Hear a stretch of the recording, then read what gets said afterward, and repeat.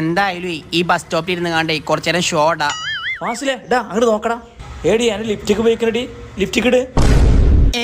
ആ ചെക്കന്മാരെന്താ പറഞ്ഞത് ഇന്റെ ലിപ്സ്റ്റിക് പെയ്ക്കണെന്നോ? എന്നാ ആദ്യം പറയണ്ടേ, ഈ ലിപ്സ്റ്റിക് പോയി കഴിഞ്ഞാൽ എന്റെ സൗന്ദര്യമൊക്കെ പോകും, എന്റെ ചുണ്ടാകെ കറക്കും, അത് പറ്റൂല. മോളെ ജ്യൂസ് കുടിച്ചപ്പോളേ ചുണ്ടത്തെ ലിപ്സ്റ്റിക് ഒക്കെ പെയ്ക്കണേ, ഇനി ഒന്നുകൂടി വേണമെങ്കിൽ ഇട്ടാളാ.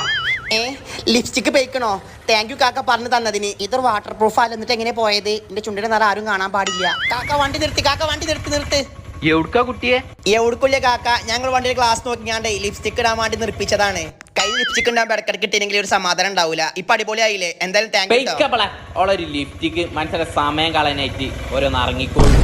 ഇമ്മ ഇരുട്ടായല്ലോ, ഇനി ലിപ്സ്റ്റിക് ഒക്കെ പോയിട്ടുണ്ടാവും. എന്തായാലും ഈ സ്കൂട്ടറെ ഗ്ലാസ് നോക്കിയാണ്ട് ലിപ്സ്റ്റിക് ഇടാ. അള്ളാ, ഇനി എളുപ്പം വരെ പോട്ടെ. എന്തായാലും ഈ ബസ് സ്റ്റോപ്പിൽ ഇരുന്ന് കണ്ടേ കുറച്ചു നേരം ഷോടാ. ഫാസിലേ ഡാ അങ്ങോട്ട് നോക്കടാ. ഏടി ഞാൻ ലിപ്സ്റ്റിക് ഉപയോഗിക്കണടി.